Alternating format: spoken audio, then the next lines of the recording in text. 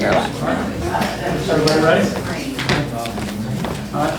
Good evening, everyone. Thank you for joining us for our regularly scheduled Mayor and Council meeting for June 14th, 2021. We'll begin by a moment of silence, followed by the Pledge of Allegiance.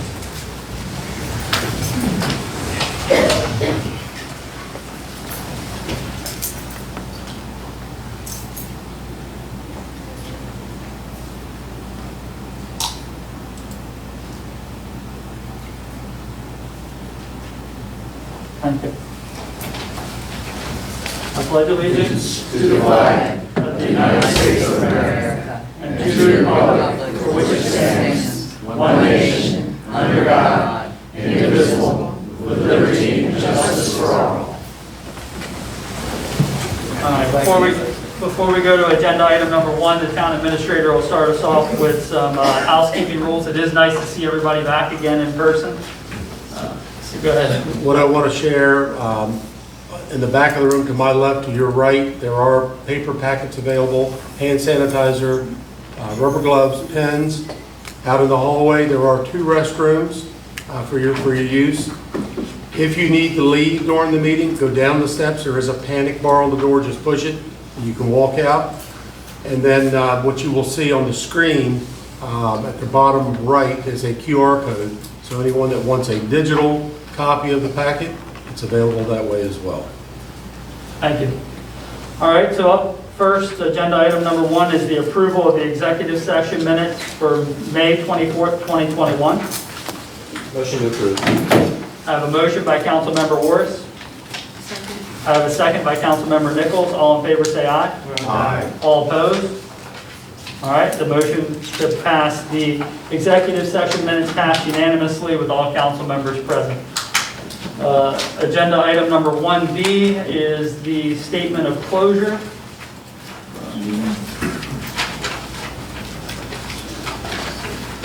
All right, so the meeting was closed under General Provisions Article 3-305B, item number 14, before a contract is awarded or bids are open to discuss a matter directly related to a negotiation strategy or the contents of a bid or proposal if the public discussion or disclosure would adversely impact the ability of the public body to participate in the competitive bidding process or proposal process.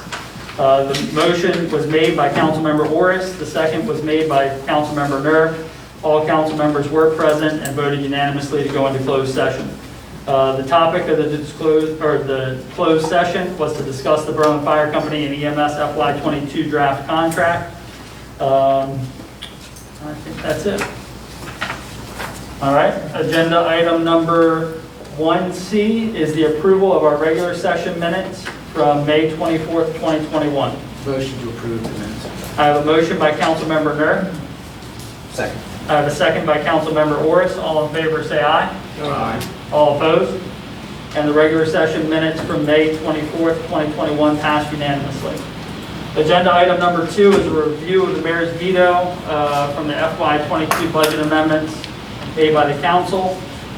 In early May, I presented a balanced budget to the council for their review and consideration and their vote. That budget did make some investments into our reserve fund to help build that fund back up.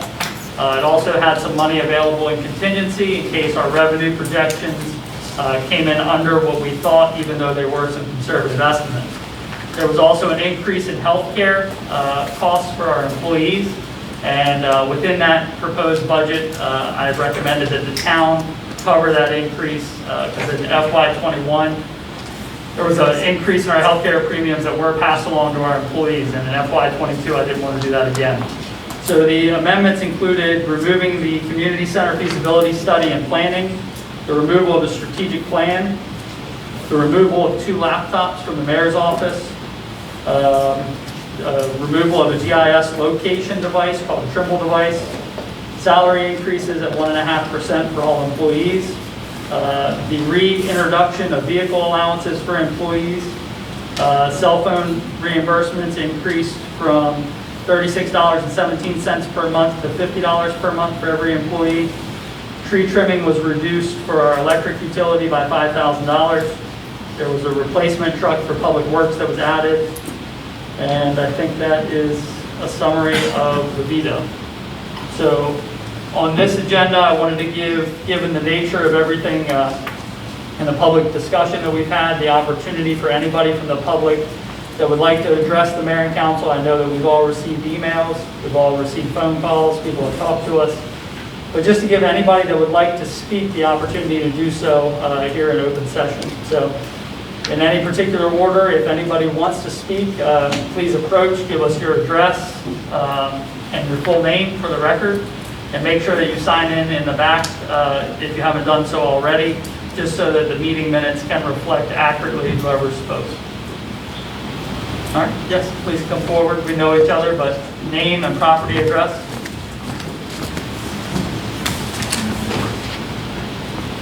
Hi, I'm Marie D. Long, and I live at 400 West Street.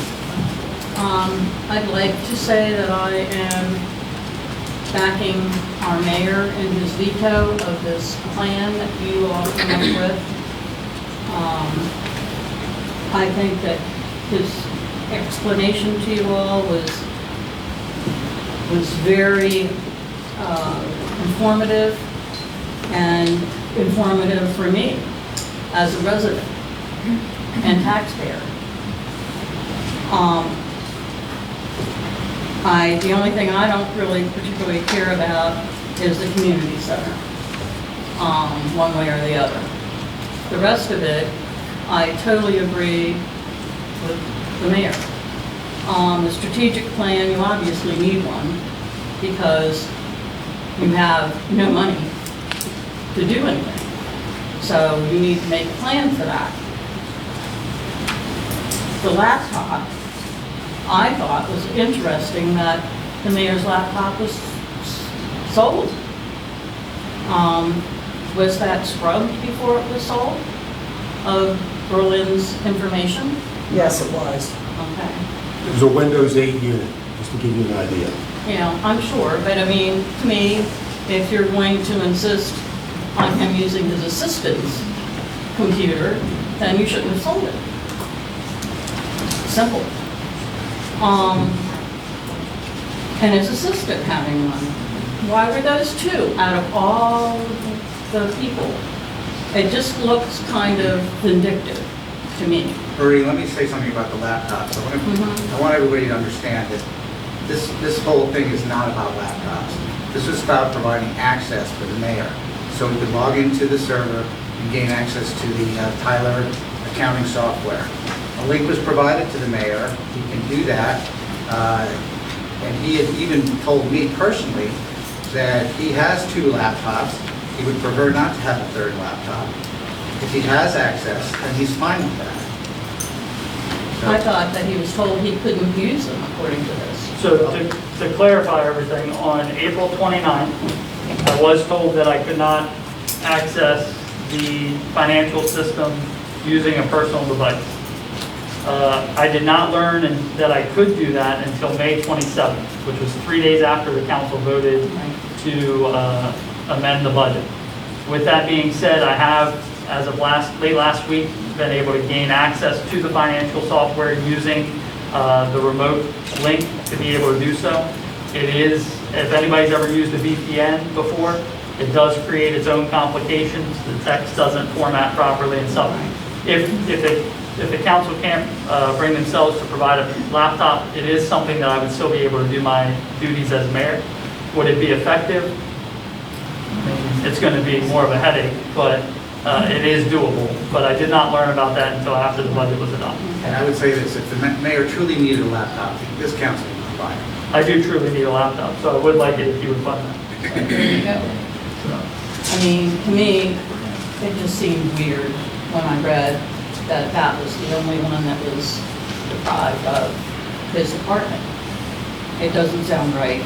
As far as the salary increases, you did take away the increase in the health care, which is probably a sizable amount for them. I would say it's about $1,000.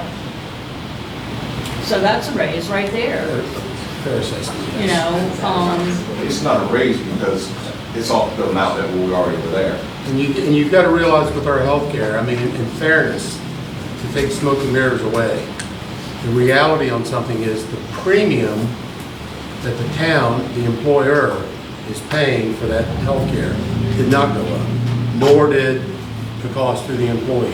What went up, and this is a projection, is all that it is, the deductible for the insurance, we as an employer, the way our health plan is structured, is through a health reimbursement account. Okay, those monies are funded by the employer. So there is potential for more monies to be used as it relates to the deductible. But there's also potential for that not to change. But within the budget, it had to be funded at an additional $1,000 per employee. Correct. When you look at utilization for the last few years, that number, I can't project. But if everything stays with an average for the last 5 years, that number won't change. No change. It would not change. But again, I can't predict and project when any of our 72 employees are going to need hospitalization. And what I don't want from anyone in this town with our employees is to put the reality is a health benefit is a benefit that we provide our employees. If they need to go to the doctor, go to the doctor. Okay, I don't want any employee in this town thinking in the back of their head, I better not go to the doctor. I don't want that happening, Marie. What does that have to do with It it? has a lot to do with it. That's what drives the cost. I think that's like a deflection there. I mean, I was an employee in a town. I went through all of what you're talking about. You're not talking You to didn't have someone an that HRA didn't- account. What is an HRA? I mentioned that, a health reimbursement account. What does that mean? That means that the town funds the deductible The deductible for visits to the, for healthcare. so if they have $1,000 deductible, then you pay it. Yes, But you don't pay for their health care. I didn't say that. The donut, there's like a carve out. So the first, what is it, $5,000? For a married couple, yes. The first $5,000 the town covers for every employee.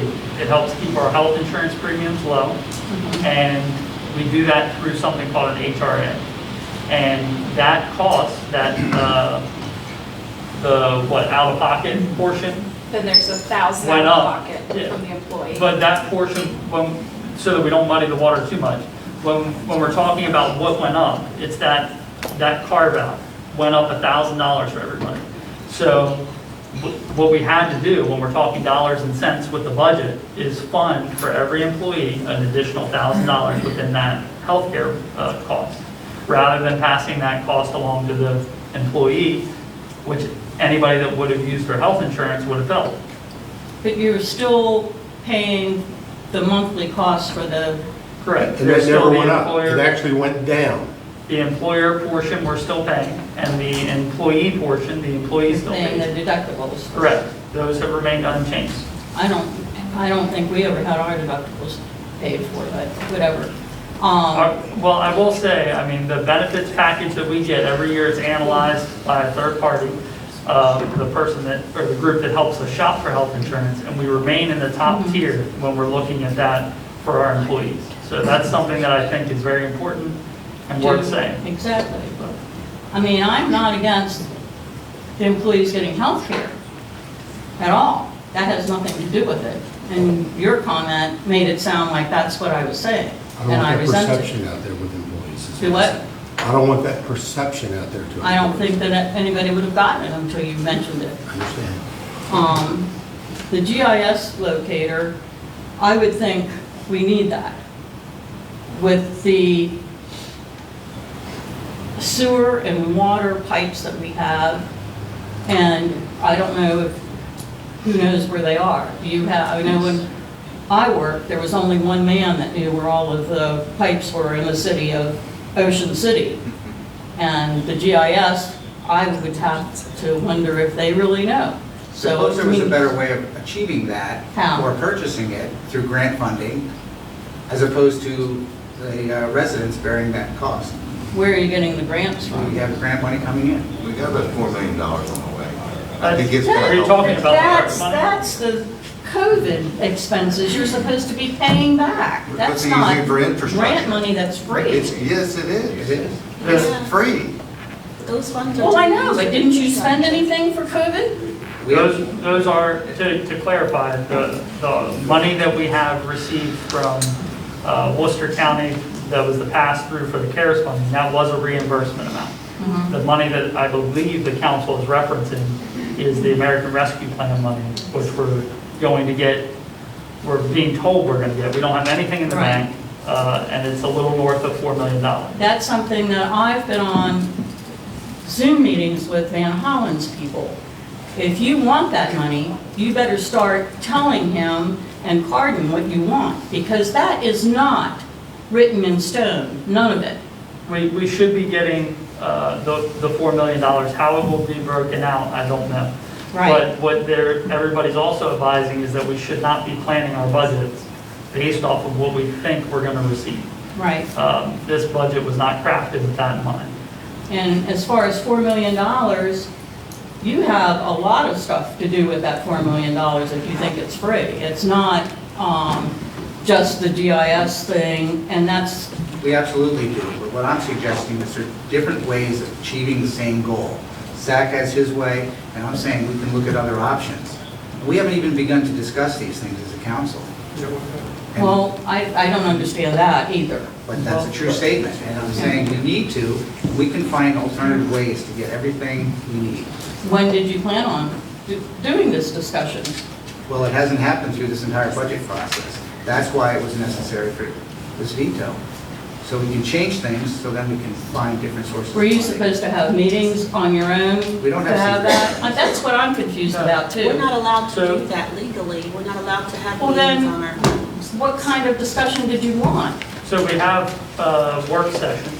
The budget schedule was very similar to every budget I schedule that know, we've I've ever seen had. them. Right. I know So that there was the- nothing different about this one from any other that I've seen. The one thing that differed was that there was a public version that went out that offered people the easy access to what times they could to express their concerns, what work sessions looked like, things like that. But outside of that, there was no change to the budget schedule. The other thing is that you say that there's no opportunity for discussion. All of these items were presented within the work session. They provide opportunity for the council to be able to come together with staff and myself and all together to be able to discuss all these things. The other important thing to add is that when you look at the numbers that are within the budget, they're not like a check is going to be cut July 1. Those things, they may be in a budget, but we also will discuss those things before they're acquired. So when you look at something like the community center, sure, it might have $27,500 on paper, but that's going to be a larger discussion before anything is acted upon. The scope would be defined by the council, the vendor that they would like to choose to be able to do the research would be defined by the council. So a budget is a plan, but it does not prohibit us from doing the work that we need to do in FY22. Which, to me, even with the GIS, that's something that when you get to that time, you discuss how much more money you can get through grants, but you have to put some money out there. That was always the mantra from Mayor Williams. You have to have money to get money, is what I thought for grants. So, we'll get past this. The vehicle allowance, your explanation of it seems to me totally justified in what you did, and I don't understand why there's a problem with the council at all. I'm very disappointed in all of them. So I'll say this, and I'm not I try very hard not to speak unless it's going to be respectful. So please take this with all due respect to those of you sitting here and those of you watching. When it comes to this vehicle allowance, right now I am jumping up and down. I don't think I need that because I think I'm loud enough. Well, no, that's good. So I am jumping up and down when everyone calls it a vehicle allowance. Because really and truly, I mean, if you want to be technical, when you pull out that employee handbook, this allowance is given to those department heads according to the employee handbook. These individuals, these 3 individuals who are receiving this compensation don't have the vehicle portion. So this was part of their benefit package either at the time of hire or during the time of their tenure. So to pull that back right now is like saying, I'm coming to your checkbook and I'm taking this money back. That's what I don't agree with. That's what I don't like about that. What So about the- really and truly, I'm sorry, Ms. Marie, I don't want to cut you off, but I want to complete the statement because I get lost. I've heard it before, though. You haven't, ma'am. Not for me, you haven't. Not for me. So my take on that is when it comes to this vehicle allowance, after this budget session is over, we really need to, as a council, reevaluate that title and roll this into those individuals' salaries. That's what it should have been long before today, and here we are fixing what it should have been. But at the same time, that does not, and I believe it does not give us the right to take that away because it has that title. So what is the $8,500 that they received in pay increases in September of 2020? Who is the they when you say the they? The 2 employees that are affected by the vehicle allowance. They received a pay increase. That's what I have here. See, that right there, when did they get that? Tell me again. Check. Huh? You had multiple, and I say multiple, roughly a half dozen employees throughout the prior fiscal year that did in fact receive salary increases. Some were, when I say employees, some were promoted to a supervisor or superintendent role. Some, the remainder, their duties changed significantly. So that was why that was done. And I So would, that had nothing to do with I would also add that in our discussions, Councilwoman Nichols is correct about the employee handbook referencing department heads should have access to a vehicle. For those 3 employees, some departments do have access to a vehicle, so that's not entirely true that they don't have access. Well, to be technical, all of us as employees of the town of Berlin, as long as we have a valid driver's license, have access to a vehicle. Because we could truly cross department lines to drive in any vehicle because we're all town employees. However, that's not what that line item says in that handbook. So I mean, if this were a new hire, then I would say, let's question this. But these folks are not new hires. I don't think that it is right to dig into someone's purse and pull their monies out.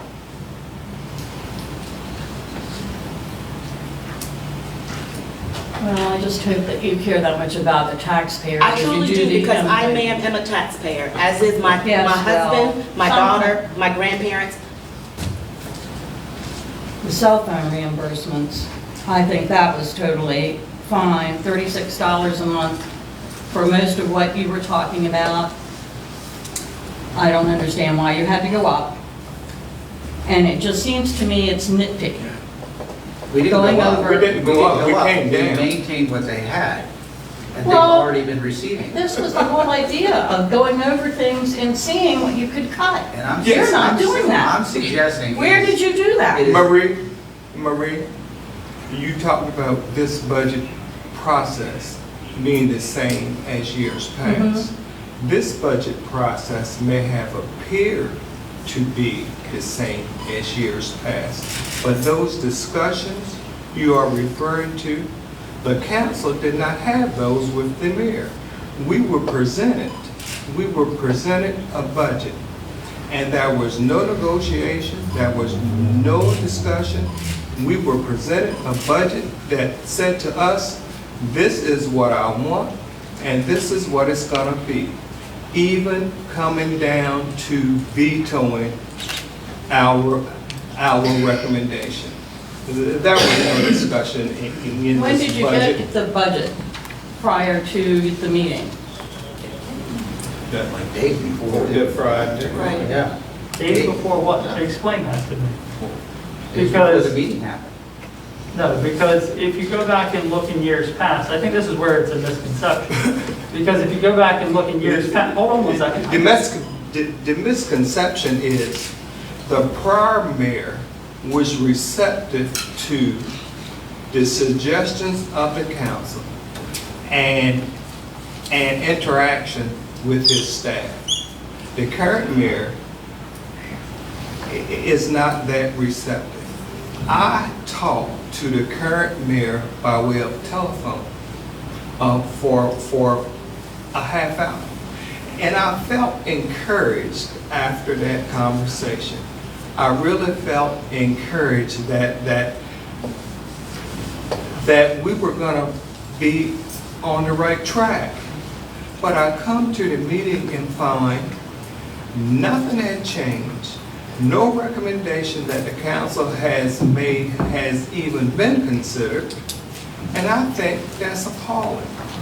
Did Okay, you so- do anything to reduce the budget in your suggestions? Or was it just to maintain status quo? No. You talked about the telephone. It was suggested that the current reimbursement remain for the current employees because we don't know how these folks base their budget and things of this nature, their livelihood, and going forward, new hires would be showed different consideration. That was not considered, and I think that was a fair and equitable thing to do. But when you present it with something that says, this is it and this is how it's gonna be,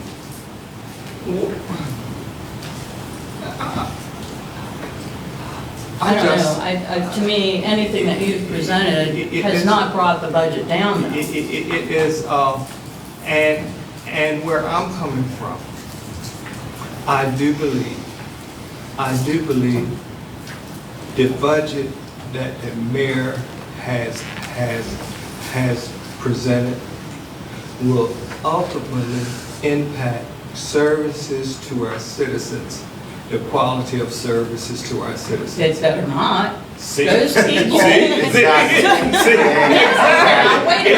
Now, wait a minute. These people are not vindictive, I wouldn't think. Ma'am, they may leave. They can go and find employment It better elsewhere not. where they can make a decent or a little bit better of a cost of living. Some of these folks, and some of the people that not only are residents of this town but also work for this town do not feel that many of the town's citizens right now, based upon the information that they're getting from media publications or from the feedback from these budget processes, many of these people do not feel appreciated right now as employees. As citizens, and I'm not saying that your comment right now was meant to make anyone feel any kind of way, but comments like that they're hearing regularly on top of others. Some of the employees that not only are residents of this town, tax-paying residents, but also work for this town, are second guessing being employed by the town of Berlin following this fiscal year. And I don't make this up. This comes from them. I mean, if you want me to read a letter from one, I would. I asked her to be present, but she did not feel comfortable standing here because she felt that that may also give a different light as to how the community looked at her. Do you realize that the employees here at the town of Berlin have not had an increase As a whole. for the past 2 years? But yet, the services they have provided you have not changed. The quality I of do services. realize that. It's happened to a lot But- of people. But They're how not long? the only But how ones. long are we? How But long does do that, we at the expect end of the day, people I to hear do you- this I don't mean to cut you before off, they Mr. leave? Burrell, but at the end of the day, when you hear those statements, they're not the only ones. In any situation, does it always make it right? And I say that with the utmost respect, to put some thoughts into everyone's head as to where we sit. It's not that we sit here and we want to see individuals that are on fixed income have to come out of their pocket with extra monies. I don't want to see that. I don't want to have to pay extra, but at the same time, I do adequately want to compensate the workforce that we have. A few of the items that we've discussed about taking off the current budget for now, that does not mean that those items won't resurface sometime in the year. As the mayor said, everything doesn't happen immediately, but some of these things need to be set aside for a moment and re-evaluated as to a way in which they can be covered financially. No one, and I'm not going down this rabbit hole tonight, but no one wants to not have a community center. That is That right there is blasphemy all day long. It truly is. We all want it. I mean, I've been preaching that. My oldest child is 26 years old. I have been preaching community center since Bennett Bosman was alive with breath in his body. So I do myself, and I still have children, my own, and this is not me being selfish, but I can relate to everyone that wants a community center. I'm not moving from Berlin in this lifetime. I'm not going anywhere, and neither are my generations. I want a community center. I've wanted one my entire 46 years of living in this town. These gentlemen speak it out of their mouth, every single one of them. Most of those folks sitting out here would prefer to have that because it would reduce a lot of what goes on in this town on a day-to-day, and it would also bolster the community, providing another added benefit. I'm going down that rabbit hole, but I'm stopping. But what I'm saying to you is some of the things that you all think you completely understand as to how we feel is not necessarily all correct. I'm not saying, and I don't want anybody to put words in my mouth, I'm not calling anybody a liar. I am not saying that. What I'm saying is you don't have a true understanding as to how we are making these decisions. You don't. I mean, and I'm not, that doesn't make it right or wrong, because really and truly for three of us, this is a whole new ball game, altogether new. And we are trying very hard, work with the mayor, with the town administrator and the rest of these department heads, and that you forget when you talk about departments, the departments are not these people sitting out here. These are just the figureheads. They're people who live in this town, who work this town. They work it and live here. Some of them are having just as hard a time as you, affording to live here, and they work for the town. Marie, going back, and I think this was said in some local publication, that we as council people need to remember why we were elected to these positions. Well, for me, I was elected to do the best I can do for the citizens of the town of Berlin. I think that is my expectation of the people I serve. My votes may not have all been looked upon as positive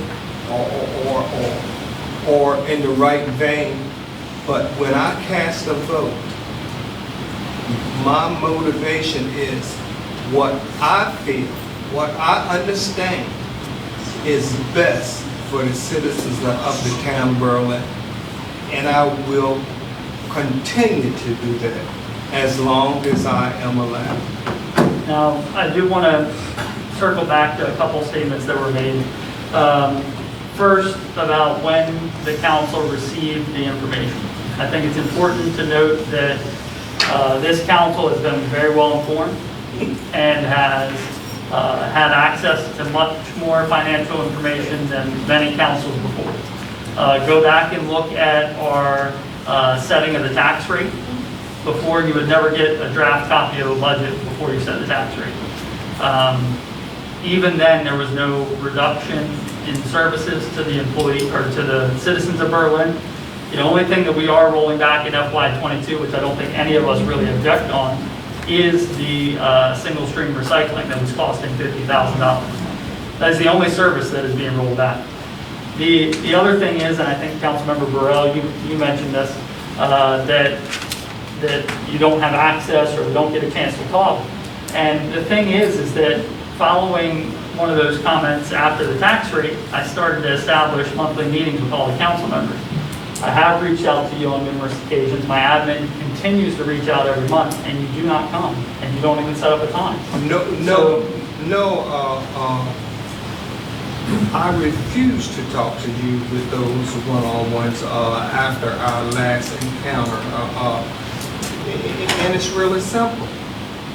What I have to say, I will say here in public, for everyone to hear what I have to say and what I think and what I feel. I'm not going to have side conversations and have my words misrepresented. But you just There said was- he wasn't reaching out to you and wasn't trying. If you're gonna No, say one thing, you no, can't say the No, other. I did not say that. What I Yes, you said did. what I said was we had meetings and we were not heard. So why would I continue to have side So meetings why with should the I mayor? come to a meeting and talk to you? Because I feel the same way. We are all in this together. We are all in this You are together. supposed to listen to me. You are supposed to listen to each other, Absolutely, not have these absolutely. infighting things that are going on. And that's what it seems like. That's all I hear out of all of this, is that you guys can't work together. And I think you gotta get something going with that. I wasn't Yeah, the finished. The council tree seems- trimming, I the didn't council like. seems to work together. Huh? I was saying the council seems to work together just fine. Yeah, behind his back. Try working around It's together. not behind his back. That's how it looks to me. I don't know about anyone else here, but that's what it looks like. I think It what looks you're- like you guys have a meeting and then come I in. think what you're seeing, there's been no meetings. Just because five of us agree on something, maybe we're right. We need to move on. Yes, we do. Anyway, I We really was do. also saying about the 20,000 that was taken, or the 5,000 or whatever. I have a tree that needs trimming on my street. I hope to God it doesn't come down. You're talking about maintenance, preventive maintenance that will cost much less than trying to fix all that. The important part about that is that it's not the residential tree trimming that you see. Oh, But it is a very important point. But the residential tree trimming is capable of being done with the equipment that we have. This is the main feed to the town of Berlin. yeah, cut that. Go ahead. And the tree limbs are encroaching on that power line. And in order for us to do it, we would have to either hire a third party or rent a vehicle to do that with our existing staff. And the request was for $20,000. Right. And the vehicle replacement truck for snow or whatever that was about.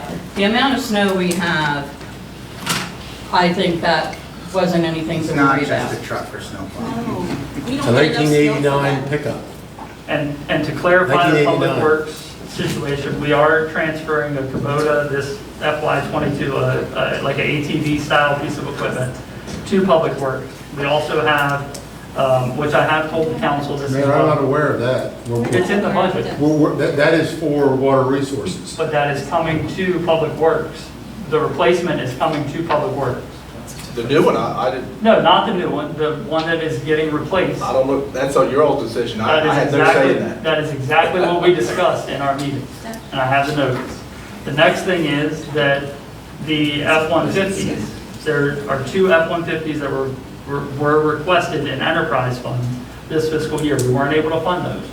And like I told the council, that hopefully in FY23, we can replace those vehicles and transfer them to public works, so that we would begin to help readjust that fleet without having to acquire new vehicles all the time. So there are some other options. That's why I asked for this year for that to be held off.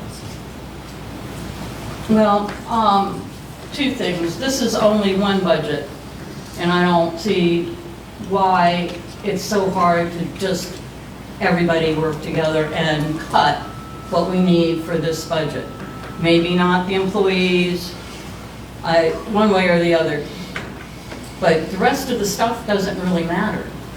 And there was no reason to come up with it, other than to be not working together. That's all I see. The other thing is, when you talk about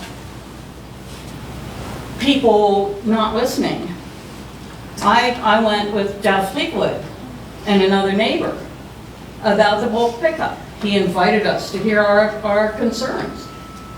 We told him what we thought, and he did exactly what he proposed anyway. It was like a big, humongous waste of our time. So, yes, I do understand what you're talking about, but we all have to deal with it. And that is your job, to deal with it together, not separately, or I don't know what's going on, but it's really frustrating to listen to. And I'm sorry I voted for a lot of you. And I hope that you stick with the mayor's budget, which I know you won't, because that's where this is going to.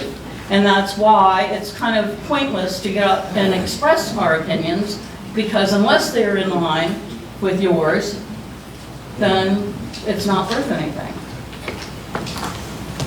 Thank you. Is there anybody else that would like to address the mayor and council? All right. Okay.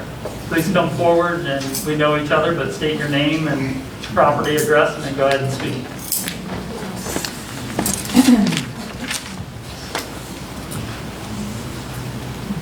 Here is 307 Ian Drive for the third meeting in a row. I am here to thank the council for your amendments to the budget. I am here because our employees are the town's largest asset, and we are very fortunate to have every one of them, 72, I think you said that. So, I support the council. You're doing your job that you were elected to do. And I think the mayor needs to kind of realize that the leadership begins where you all work together. So, thank you. Thank you, Mrs. Burns. Anybody else that would like to address the mayor and council?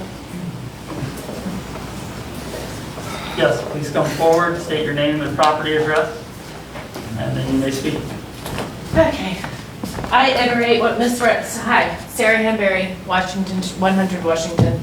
Thank you. Second meeting in a row, I'll say it again, but there's so many employees in this room. They are valued, their paychecks need to be valued. The conversations I have had has been with an electric person. This is my cell phone, and you want me to answer it after hours. This is my job to do something dangerous. To the police officers in this room, thank you all. To all of you, you are essential. You are essential during a pandemic. You're essential now. And if you leave your job, or if your employees leave their jobs, good luck finding anyone to fulfill them. So I stand here to say I really like our employees. Thank you. We do too. Well, okay. Mayor, can I add a comment real quick? Sure. You touched for everybody out there watching and all you folks out there, we have been looking for seasonal employees for how long? Since about March. Since about March, and the total applications that have been received have been 0. So if you've got folks out We there. received one actually, One. but he turned it down due to the pay. So your help would be, if you've got a young man or a young lady out there looking for a summer job, picking up sticks, picking up trash, cutting grass, make a phone call, please. Yeah, I mean, it's, I don't know where to find employees. I'm in the same boat. But I do know that the employees in this room answer my calls when I call. They have a direct view. All of these fine people, they reply as they do their job well. So whatever we need to do. Thank you. Thank you. Is there anybody else that would like to address the mayor and council? Yes, please come forward, state your name, property address, and then you may speak. Ernest Girardi, 9 Bay Street. We know each other, but just say it nice and loud into the microphone if you don't mind. Ernest Girardi, 9 Bay Street, plus other properties. Do I understand that, excuse me, sit down. Do I understand that there has not been a cost of living increase for employees for a couple of years? I just read before I came here, DSL is increasing the delivery service throughout the country by 3.3%, 4.5%, depending on location, effective July 1. We're going to see more increases, I think, dramatically in inflation right now. Before I came here, I worked with a company and I had 4,000 employees. Let me tell you something. In any service or in any business, there is not a damn thing more important than the employee. Not nothing. Because if you don't have them in place, and you don't have them working together, not much gets accomplished.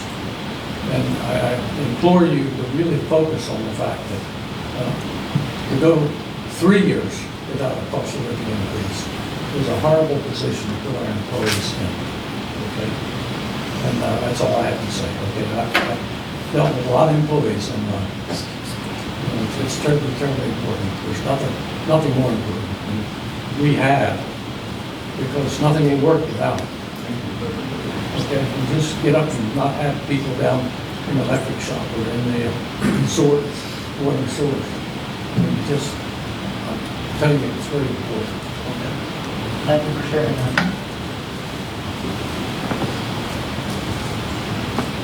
Is there anybody else that's in attendance this evening that would like to address the mayor and council?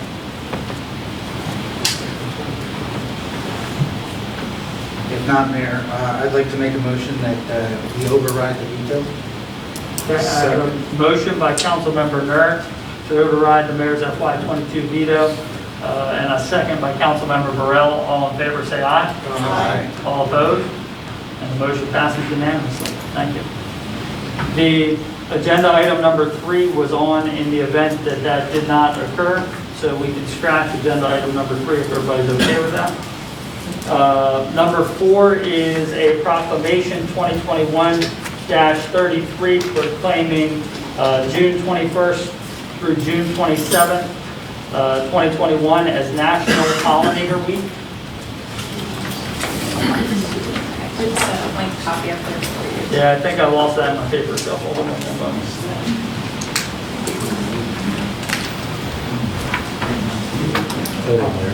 I got it. While the mayor is looking for that, I can touch on a couple things they've done this year, Thank if you, you Kelsey. would like me to. Yes, please. The Bee City Committee will be likely meeting in the fall once more of the members have been vaccinated. It is required to meet annually, so they'll be doing that this fall. The Welcome Center, they have bee-friendly information and pollinator information available for anyone to come in and pick up. And then Ivy may be able to touch on this a little more, but I'm told there's a beekeeper at the farmer's market that's doing some educational. Right, it's Save the Babies, BAYBs, BES, and they represent their farm at the Berlin Farmers Market Sundays from 9 to 1. And they bring a variety of educational things for adults and kids. They bring an actual hive, and they have education classes at their farm. And you can come to the Berlin Farmers Market with your own jar and fill up honey there. She's got a variety of different honeys and herbs. It's pretty incredible. And then also I did bring some extra literature about Pollinator Week and about Berlin being a bee city. We have bee city stickers that we give to the kids, and I brought some to put on the table over there. Thank you both. I located the proclamation. A proclamation of the Mayor and Council of the Town of Berlin, Maryland, proclaiming June 21st through June 27th, 2021 as our municipality's observance of the National Pollinator Week. The Mayor and Council of the Town of Berlin does hereby proclaim June 21st through June 27th to be our municipality's observance of National Pollinator Week as an affiliate of Bee City, USA. Whereas pollinator species such as thousands of species of bees are essential partners in producing much of our food supplies, and whereas pollinator species provide significant environmental benefits that are necessary for maintaining healthy, biodiverse, urban and suburban ecosystems, and whereas pollination plays a vital role for the trees and plants of our community, enhancing our quality of life and creating recreational economic development opportunities. And whereas for decades the Town of Berlin has maintained town landscapes and public lands that include many municipal parks and greenways, as well as wildlife habitats. And whereas the Town of Berlin provides recommendations to developers and residents regarding landscaping to promote wise conservation stewardship, including the protection of pollinators and maintenance of their habitats and environments. And now therefore, I, Zach Tyndall, Mayor of the Town of Berlin, do hereby proclaim June 21st to June 27th as our municipality's observance as National Pollinator Week. And Berlin, as an affiliate of Bee City, USA, We urge all citizens to recognize this observance. In witness thereof, I have hereunto set my hand and seal of the town of Berlin affixed the 14th day of June 2020. Jamie, do you still have beehives at the spray site? Yes. So, Pollinator Yeah. gardens. The pollinator garden. all right, so I don't believe Kate Patton's here with us tonight. I did ask if she would like to attend, but she is the chair of our Bee City Committee, right? She's no longer the chair, but she does sit on the committee. Okay, so thank you for the work that everybody does, and it's a vital part of our agriculture. So, And each of the businesses also participate. We'll have a variety of facts to put in each of the business windows downtown. So when people are walking around strolling, they can peek in each business and be able to read and learn a little bit about what pollinator is about. Thank you. All right, so agenda item number 5 is the approval of the wastewater treatment plant generator repair, and our Water Resources Director, Jamie Latcham, will run point on that. Yes, I hate to inform you, but we had a radiator started leaking, and due to NDE guidelines, we can't be down without it. We were dumping antifreeze in every week. We were going through about a case, so I talked to Jeff, and he said recommended we had to take it out regardless. A new radiator for it was $48,000.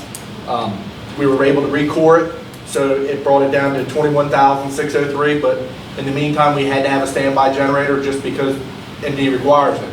So if they showed up and it's not running, then we'd been in a little bit. So we also had to rent a standby generator, which was $22,778. I have all the budget codes and everything to meet up with Natalie to take it out of. It's repaired, back up and running. Carter Cat was able to get us turned around pretty quick, so we were down a lot less time than what we originally planned in recoring it, and we still got the same amount of warranty on recore as they do for a brand new radiator. So it saved us about roughly $20-some thousand by recoring it. So I'd like your approval so we can pay that this week, and I'm sure they want their money. Do you have where are we pulling the money from? I have multiple accounts. I mean, I can give them to Natalie, but I mean, it's all covered. It's all out of stuff that we had, capital. We took some money where we didn't buy stuff. We just used that for the treatment plant because it was more important than some of the other projects. And it's covered within the FY21 budget. Yep. Jamie, where's the location? You said this is at the treatment plant? Yes, it's a 1,000 kW generator. It's 750. It held just shy under 100 gallons of antifreeze, so it was a fairly big size. You know, Claude Lilton had to pick it up and move it because it wasn't something you could just move. But I mean, it's back in. I mean, we had to keep going because if not, we couldn't. You know, standby generator was about $6,000 a week, so we were trying to make sure it got going quick. And Tim, how about sharing, if you would, how the sewer plant's generator plays into peak shaving, please? That generator is also used during peak shaving program that we do each summer, sometimes during the winter, depending on what the load is. By running that generator, it saves the wastewater department around $20,000 a year using it during peak shaving. So your total expenditure is? $44,382.89. And you're providing for this expenditure within your budget? Yes, sir. Move to approve. I have a motion by Councilmember Burrell. Second. I have a second by Councilmember Nichols. All in favor, say aye. Aye. All opposed? And the payment passes unanimously. Thank you, Jamie. No problem. Thank you. Up next is the Town Administrator's Report. Good evening, Mayor and Council. Just to give everyone an update, every 3 years, the town seeks certification through the Sustainable Maryland program. And we again, to recap, we go back, I want to say 2012 was the first year, 2011, 2012. The town of Berlin was the first to be granted the sustainable certification within the state. We were the first again when we recertified. To fast forward, we're at that stage again in 2021. Application is about ready to be submitted. I anticipate it to be submitted by the end of this week. It'll more than likely be submitted. It'll be kicked back with some comments, so we'll have to do some tweaking. quite a bit of work, and I want to publicly recognize one of Jamie's employees. I reached out, who I felt was probably the most knowledgeable, and I knew she had some time, and that's Megan Fowler, our superintendent of wastewater. So she's run point on this, and I want to, again, publicly recognize her for her efforts.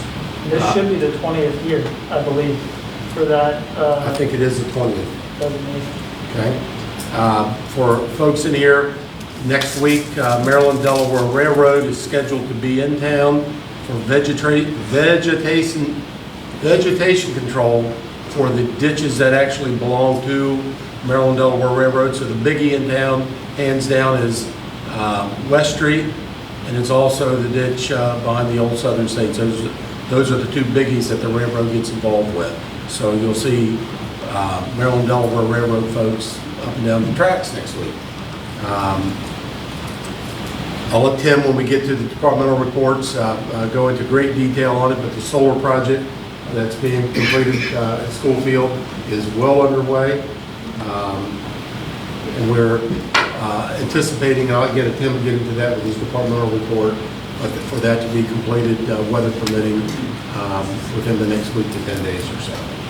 And again, for the public's edification, this was a $0, 0 penny expenditure from the town. This was totally funded through an MEA grant.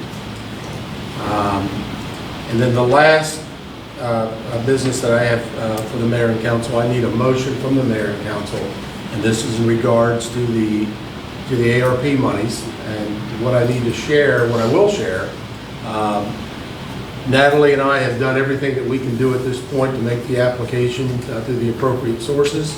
I know that Thursday of this week, I'm actually on a seminar, work session regarding the ARP monies. Again, the mayor had mentioned that the monies that we are anticipating to receive is just north of $4 million. The exact amount that's been published is $4.066 million.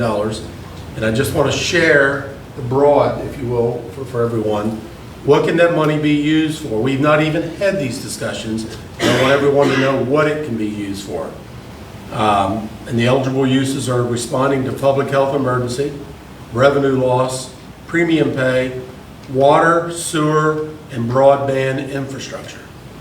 Those are the broad four, the Fab 4 categories, as I call it.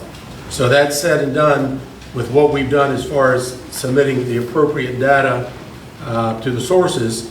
What I need from the mayor and council is for you to designate someone, and I'm asking if you would make it myself, to be the authorized representative to do the signatory work as required to get this submitted. It's very similar to what you've done for me in the past with AMP and with the electrical contracts that we do. And we also need a separate account for this to go into. Correct.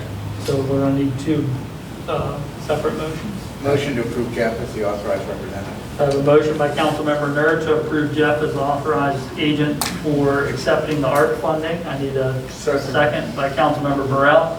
All in favor say aye. Aye. All opposed? And that passes unanimously. The second. Move to create the account. Thank you. The second thing that we need to do is create a separate account for that funding to go into. I have a motion by Councilmember Burrell. Second. I have a second by Councilmember Orris. All in favor say aye. Aye. And that passes unanimously as well. Mayor, just to add some information, so the funds will be transferred to our main account because we have submitted our account already, and then will be transferred to special account, and I will bring the paperwork for your signatures because it will be a brand new bank account. Thank you. And just to clarify, we do have a sense of the broad scopes of what the funding can be included or can be used for. I was on a call with Senator Cardin this afternoon, and his comment was basically, as long as you're not using it to adjust for the tax rate, if you're not using it to cover pensions, just about everything else should be covered.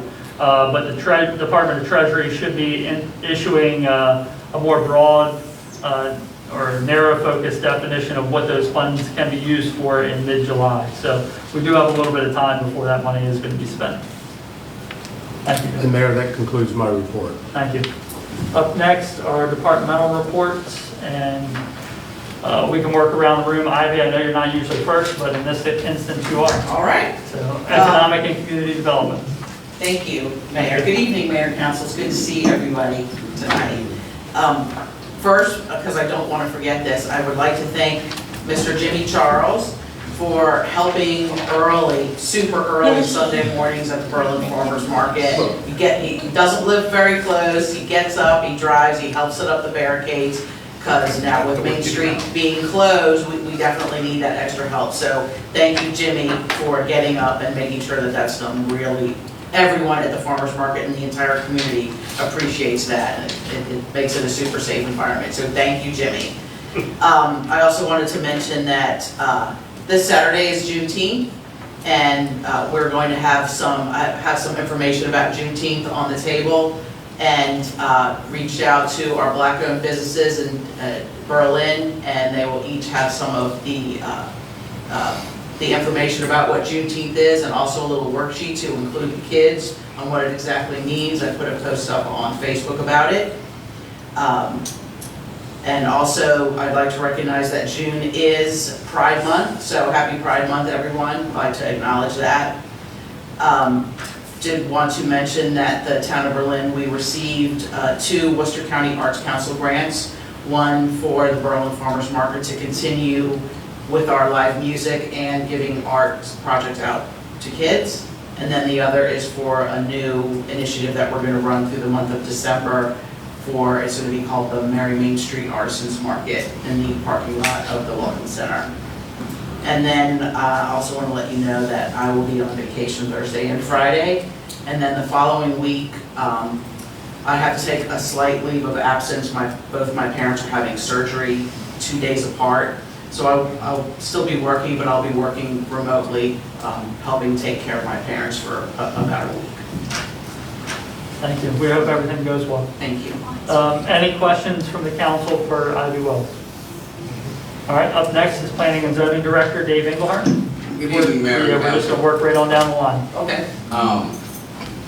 Good evening, Mayor and Council. It's been a while since we had an update. I'm glad we had good attendance tonight. The public's back working with us. I just want to give you, try to make it brief, a development projects that we have going on town, a little update. First one is up on North Main Street, Berlin Main Place. If you're going up North Main, up just south of the intersection with 50, you see that last building for that planned office park is framing now.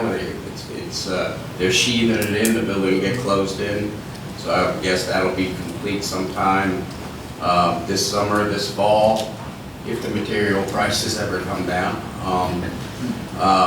The next one over on Flower Street, 113 and 115 Flower Street, the Facet Apartments, Homes for America's project. You see new roof has been put on all the existing apartments and siding, and now they've moved inside and they're remodeling the entire interiors. New kitchens, new baths, new flooring for all of those apartments. And foundation work is started up for where they demolished the old No Name building next to Henry Park. So again, their timetable, I believe, was, I thought it was ambitious, but they want to be maybe complete before the end of the calendar year there. So we'll see, but that's moving along. Also over on Maple Avenue, the Willows at Berlin, formerly the Wolf Terrace project. The existing unoccupied buildings are all getting remodeled as we speak, siding, roofing, again, all new interiors. The one occupied building, that'll be last. Then when the other ones are complete, they'll move the residents into the other units. The clubhouse is framing now, the community building, and all the slabs for the remaining 5 new buildings are poured now. So again, we'll see those buildings rising out of the end of Maple Avenue this summer. Ocean's East Phase 2, the first 24-unit building, apartment building that we permitted, is framing now. If you haven't been down Seahawk Road, that's rising out of the ground. And we just last week permitted the second 24-unit building in Phase 2. And we assigned all the addresses for all of Phase 2 this week. So we'll see, I think we'll see those start this year, the rest of the project. I don't know about completion, it's a large project, but that's moving along. And as far as recent single-family dwellings, we've had a few of those too. We just issued a certificate of occupancy for a house at Prospect Drive, out there by the cottages, across from the intersection of Broad Street. So those people have moved in, and we have 2 new houses permitted there on the other lots that were more recently created. You see the one at Walnut Hill getting framed, and we just permitted another new home in Walnut Hill. So that's a total of 5 in the just in the last month or 2 that single-family dwellings. And still working towards permitting for the Athena Plaza project up on North Main Street, which is a 7-Eleven and a hotel and a couple of pad sites. That's drawn closer, and we've had some changes, but I think, and I know it's still pending, I.G. Burton Chevrolet in their new building. That's my report. Thank you. Any council, or any questions from the council for our planning and zoning director, David Moore? I just want to know where they're getting all this lumber. All right, well, thank you. And up next is our electric utility director, Tim Williams. Good evening, Mayor and Council. I have a couple of things to talk about. The first one is welcome back, everybody. It's good to be back together. Thank you. First thing I wanted to talk about is the solar array that's being installed down at 113 Schoolfield Street, which is the electric shop. It's a 48 kW system, and it's right now they're probably about 70% completed. And they're actually projecting that if everything goes well, we don't have any rain in the next couple of days, they should be completed by this Thursday or Friday. And it's coming around really well. And the electrical part, the panels are going on right now on the rooftop and the framing and the electrical installation of the inverters and parts like that and disconnects and all that. That's going to be installed Wednesday and Thursday. That's the internal part that goes inside the building. Just like Jeff mentioned, this project was fully funded by the Maryland Energy Administration. It was around, I think, $125,000 free. And when it's all up and running and everything, hopefully it should supply, I would say, somewhere around 90 to 95% of the electricity for the building. And Tim, if we can, let's publicly recognize Carter Cat. Yep. Because the money up front to pay for this, Carter Cat is elected to do that for us. So as we receive the grant money back, we'll reimburse Carter Cat. So there's been nothing. Yeah, the way it'll work is Carter Cat financed it up front, and then once it's completed, NEA comes out and actually inspects it. Once it's inspected and it passes their requirement, then we receive the funding for the system, which in turn goes back to Carter Cat. Okay. The second thing I wanted to talk about is peak shaving. We are in that mode for the summer. This week, it looks like we probably won't have to peak shave because I don't think the demand's going to get high enough. But we're ready to go. The fuel tanks are up and running. The engines are ready. And Jamie's got his generator up and running. So we're good to go. Thank you. Any questions for our electric utility director, Tim Moore? Yeah, I just have one question. Tim, you said that's going to power 95%, up to 95% of the... We're hoping. It all depends on, what our demand is through the year and then also what the weather does. The weather's got a big factor in it. And what would that equate in savings to the taxpayer? What's that now? What would that equate in savings to the taxpayers? To the electric utility? I would say our average bill runs, I'm going to say around $700. I think it's $11,000 in the budget. I think that if you look at the budget, it's $11,000 and we did not adjust it, Right. even though we're going to start getting this project online in FY20, early part of FY22. Those numbers were kept constant because we don't know what that generation capability looks like. but I believe the line item is around $11,000. But our average bill, it goes $400 to $700 a month, something like that. You figure at the end, it'll work out. We'll know more after the first year. Thank you. Up next is our Chief of Police, Arnold Downey. Good evening, Mayor and Council. Good evening. Town's growing, and with that increase of traffic and work traffic, on every major thoroughfare, we're actually seeing growth. I think that Dave up there spoke, it's very clear, but we're actually talking about individual residents. We looked at Washington Street alone, drove down there, and we actually talked about 6 contractors at one time on a given day. So, again, traffic's been a big concern. Over the last couple of weeks, we had 17 accidents, which is not the norm. We've actually had a lot of tourists come in during the cloudy parts of the week. So, again, we asked everyone to take their time getting to where they need to get to and be courteous to each other. National Night Out is going to try to be our coming back out as a community event. It's August the 3rd, so we're starting to plan that right now. And hopefully we'll have a good turnout. So we're going to have more updates with that coming up soon. Last days of school. So we're wishing all the students and the school staff a safe and enjoyable summer. And we know that with that, we're going to have quite a few children alone and a lot more people moving during the daytime. So those are concerns that we're going to have for the summer. But working together, I think we're going to have a great summer. That's my report. Chief, before we go to questions from the council, if you don't mind, we swore in 3 new officers since I took office, and it's been through the COVID pandemic, so many of you have not had a chance to meet them. In this setting, maybe out on the street you have. If you don't mind introducing Officer Marshall to the community. What we'll end up doing is we'll go with each one of them who are in the back. We'll start off with Lieutenant Lawson, who's in the little far corner. Lieutenant Robert Fisher. Acting Sergeant Merle Bragg. And the second newest, because we do have one that is actually newer, Avery Marshall, who is a 6-year Maryland certified police officer.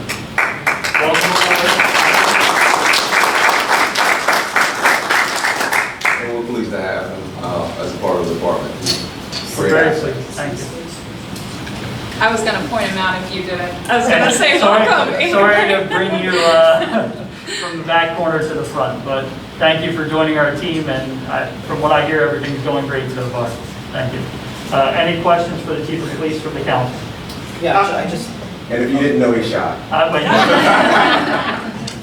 Chief, I just wanted to make sure, I wanted to verify that the National Night Out was, it's going to be in the same place, right? That is correct.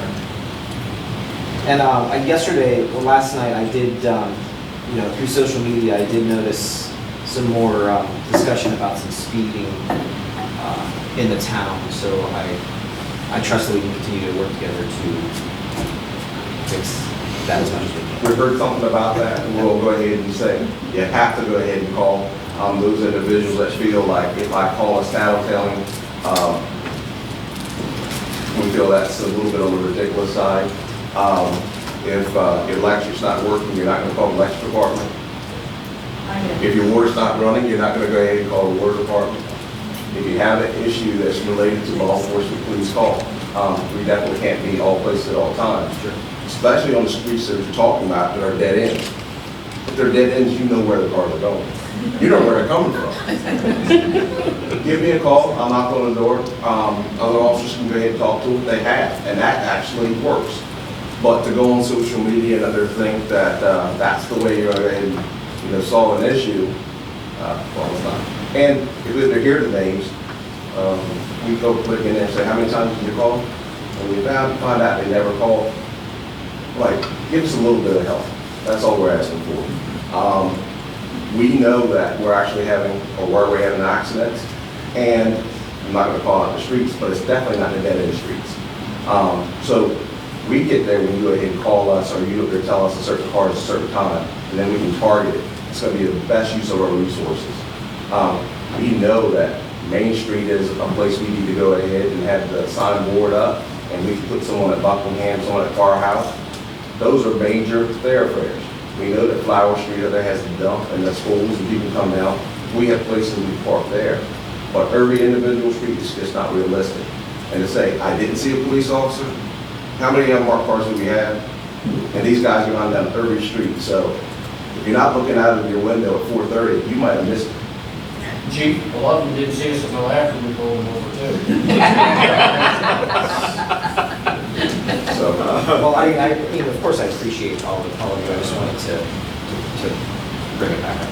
one thing we definitely know that you'll call, and again, if anybody's getting a phone call from, your constituents, give us a call. Because again, secondhand information is better than no information. My question deals with traffic, and I think it needs to go back to Dave.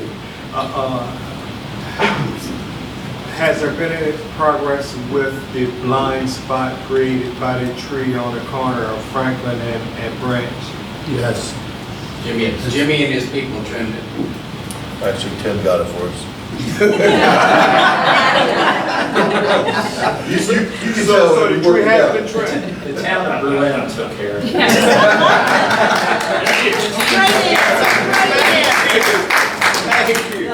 It bounced around, but the team took care of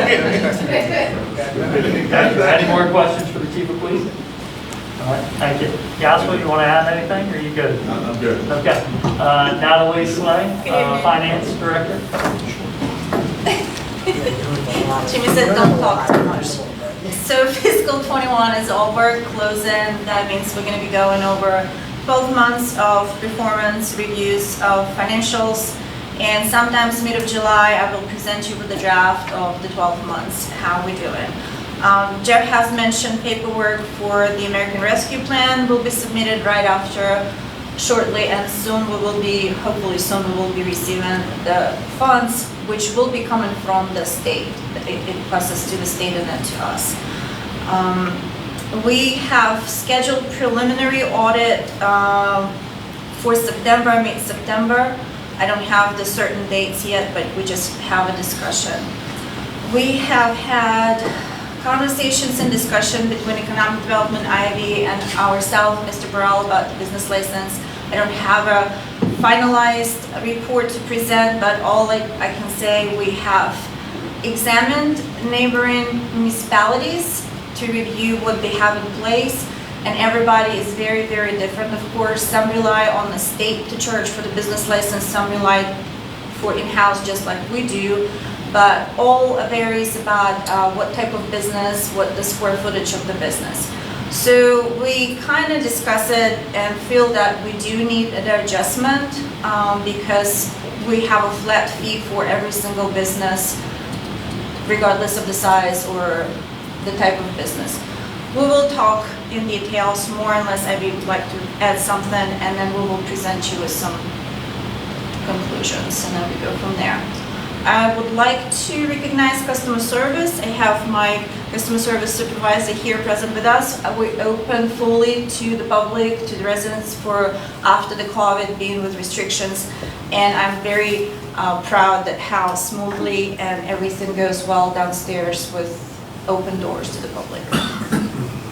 That's all I have. Mayor, before we proceed, would you please share with the audience paper copies of the FY22 budget will be available when? So tomorrow I will take time to make all the adjustments. I will enter that in the financial system. I will print the paper copies and I will email to everybody. We can post the paper copy, not the finalized looking draft, not draft, the budget. So we can upload that on the website, Mary, and then we will work on more comprehensive, summarized, and then upload it later on. I'm expecting probably July 15th, mid-July. It takes time because it's kind of like tweaking. So paper copies, fair to say, by the end of the week? Sure. Okay. And probably on the website, right? Yes, and we will put those on the website. Thank you. Any questions for our finance director? All right. Up next is Water Resources, Jamie Latham. You'll need to Yes, just a quick reminder, June 21st would be Monday, 7 a.m. Flower Street will be shut down from Bay Street to Shaw Street. David A. Bramble has to do the sewer tie-in for 115 Flower Street. The manhole's actually on the other side of the street, so we're going to do they're going to core the manhole to put their sewer lateral in for the new building. So we're anticipating 7 to 5, the road will be closed. It will be probably crush and run that night due to the fact that they'll probably come back the next day in blacktop, but just to give a heads up for everybody, I've been dealing with the chief of police, the fire department, the schools are closed that day, so that was why we decided to go with that day. Wait, what day did you say? June 21st. Yes, because Kim Hudson with the transportation, I talked to her, she said that would be the best day because the 27th they start back summer school, so we planned on the 21st, and the contractor said they would work around our schedule, and if not, they would have to do it at nights, and I'd rather get it done during the daytime because they have to go under our 10-inch water main, and there's a lot of digging there, so they will be processing or proceeding with that Monday morning at 7 a.m. So Flower Street will be blocked from there. We'll have it so that traffic can get to the apartments either way, but that one spot they will not be able to get past because they will have the road completely blocked and dug up. How about giving an update on 376 and 113 as well? I was afraid you were going to ask about that, but I think they were supposed to start tonight test pitting and doing spot checks of grades and everything. I spoke with Carl Knox, which is their superintendent of the site out there for State Highway. He was supposed to tell me if they were going to do it tonight. He hasn't emailed me, so I don't know for sure. But they are detouring everybody when it looks like they're going to start. They're going to detour everybody down Shaw Street. I have spoke with DBF to get a video of everything on Flower, Branch, and Shaw Street just in case that they do tear it up. And I have spoken to the State Highway and let them advise them that if they do tear it up, that they have to fix it. And they said they would. So we were going to get a video of all that street in that area. So in case something happened, it is probably going to start, probably knowing the contractor, the way it sounded, July 1st. It looks like it's going to be running from 8 o'clock at night till 6 a.m. And like I said, it's messing with our main sewer line to the wastewater treatment plant, so we will have hands-on at nighttime out there because that is our main artery to our wastewater. I don't know what else I can tell you because they don't seem to know because material is getting hard to get received. So when I hear more, I will pass it to Jeff, and Jeff will shoot you all an email and let you all know. Thank you. Any questions for Jim and Rocky? All right. Up next is our acting department head, our superintendent of public works, Jimmy Charles. Mayor, council. Sanitation has been working hard with each week going around getting all the trash picked up. We have noticed increase in recycling. I think with the summertime, more cardboard and issues. So we've been doing a good job with sanitation and the trash pickup. Streets have been working on ditch banking. We completed, we were going to go back to West Street, complete that ditch banking and other ditch banks that we've been going out throughout the community. Continuing the parks, the beautification of the park areas. We did a little line painting with the no parking zones with some fresh paint of red in the no parking zones throughout the town, and we hope to complete the handicap parking spaces later this week. That's all I have. I think it's also worth noting that we've received an anonymous improvement to our passive trail around the ponds over at Stephen Decatur Park. So if you haven't checked that out in a little while, maybe take a little walk over there. It's pretty nice. Before you couldn't really get around without encountering some grade changes and some mud pits, and now it's all gravelled and looks very pretty. So that was an outside contractor that did that, and he wanted to stay anonymous. Correct. But the work he did was high quality. And very much appreciated. And that's all, so everybody knows, that's the pond side of Decatur Park. Correct. So, good opportunity for everybody to get out and take a look at that. Any questions for Jimmy Charles from the council? All right. Up next, he's got like a radio voice too, man. Smooth, yeah. Up next is our Deputy Town Administrator, Mary Bold. alluding to a couple things that were mentioned earlier regarding the single-stream recycling bin in Heron Park, and Jimmy just mentioned recycling and trash collection. With the utility bills this past week, a flyer went out regarding the town's recycling collection. Because of the way the utility bills work, it went to everybody, even though some of those folks, the multi-unit apartments, for instance, don't actually get town recycling collection. But we are strongly encouraging everybody to take advantage of the free recycling collection that the town offers right at their door. Anyone with any questions, there are phone numbers and email addresses on that flyer. The information is on our website, and we just are really encouraging taking advantage of that program.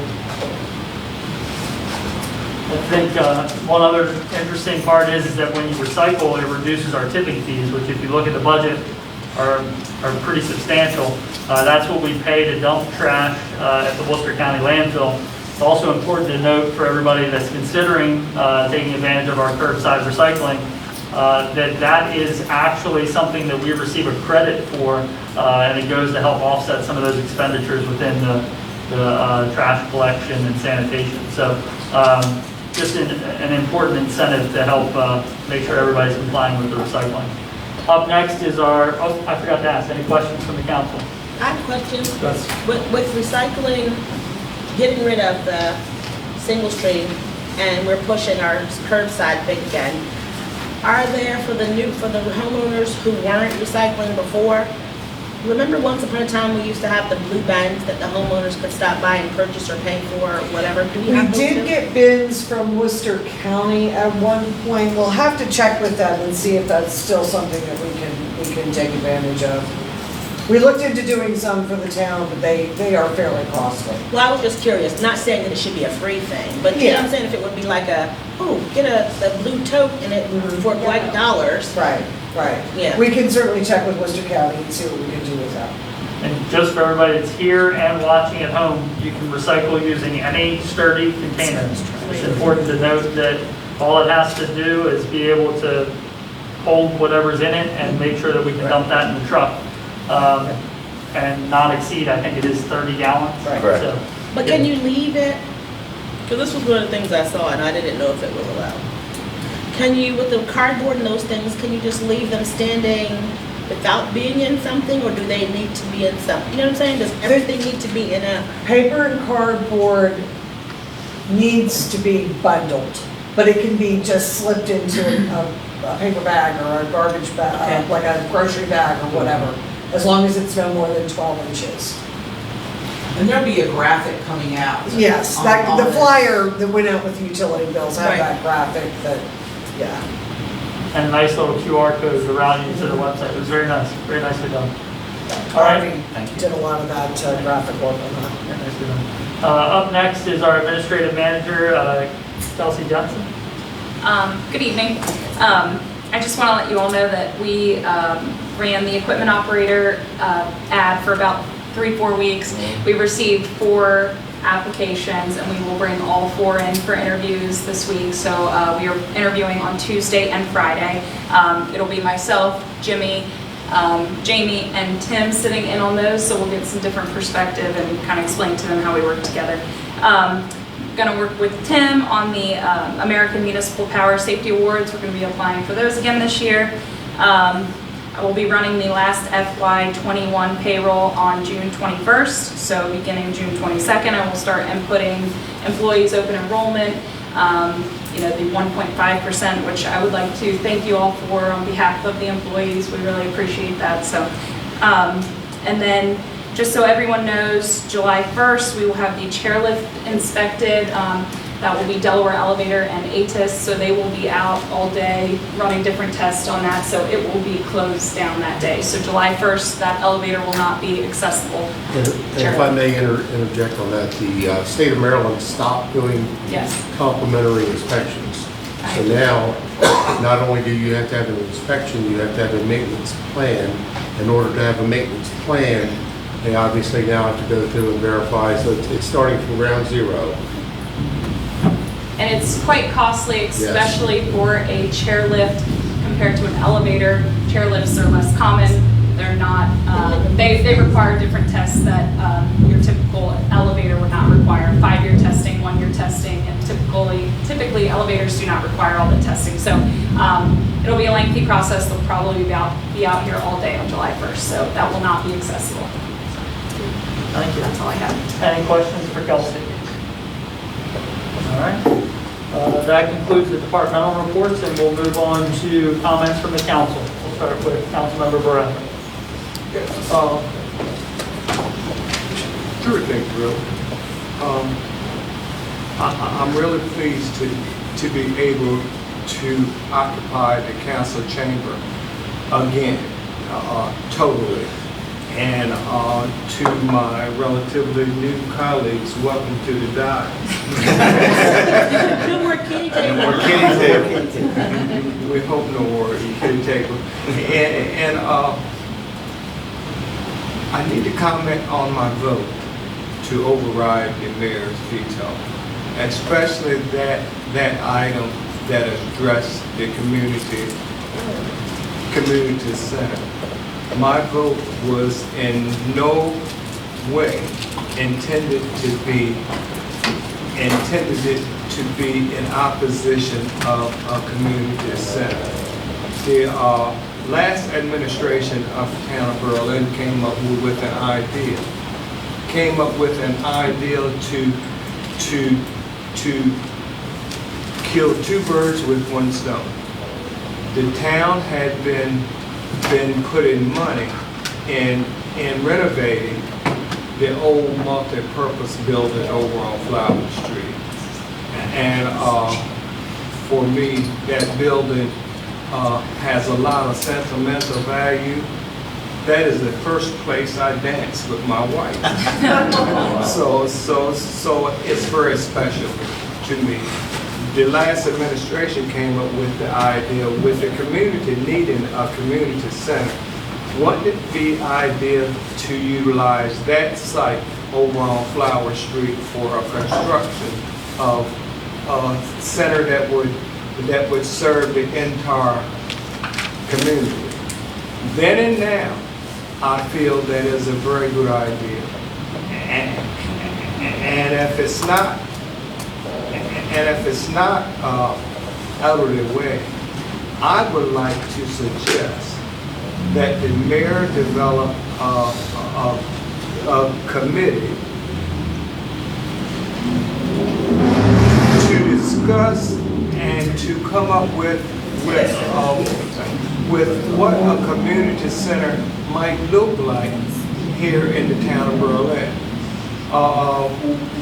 We talked about it, and we hashed around some ideas, but never did we purposely get the input from the community. This is what I am suggesting that happens now. With that location being in proximity of Section 8 housing, that would put us in line to apply for grants, not first for planning and developing that site, but grant money is out there for this endeavor, but we have to do some groundwork, and that groundwork would be just to assess the community to see what is needed and what the community would like for a community center here in the town of Berlin. And the third thing, thank you all and Marie for your input into this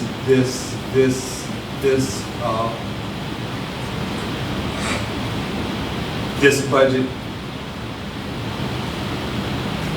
I want to say fiasco, but I don't think that's the appropriate language for just for your input. And having that behind us now, we will be able to address more of your concerns going forward. So just thank you all. Thank you, That's all I Councilmember.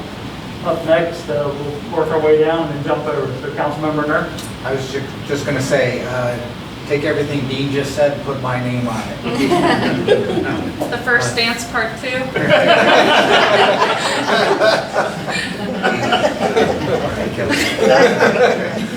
Thank you. Councilmember Ward. Yeah, first I just want to say thank you to all the department heads and the projects that you're working on. Thank you on behalf of us and the residents, and it's good to see everybody back in person.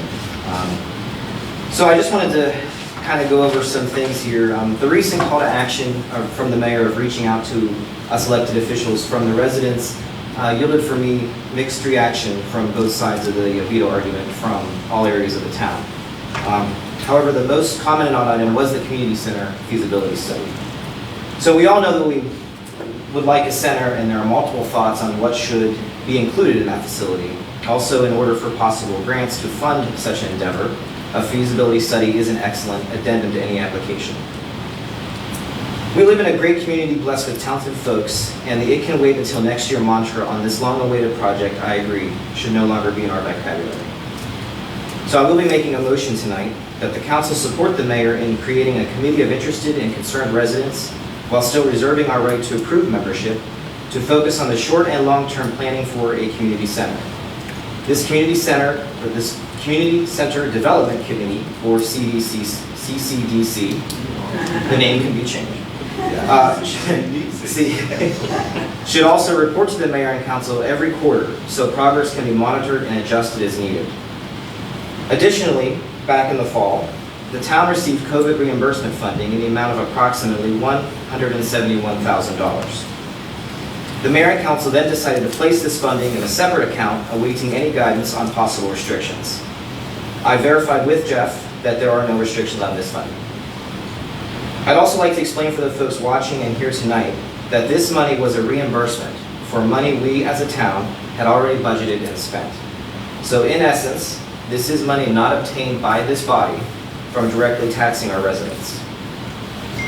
Relying on lessons learned from the Heron Park Advisory Committee, the second motion I'll offer tonight will be to earmark for the committee, if approved and for future use, $10,000 from this reimbursement fund to cover startup/potential costs of expert advice, smaller startup projects, fundraising efforts, or an actual study after the CCDC deliberates on what the facility will be, how staffing and maintenance will be addressed, and general logistics of planning.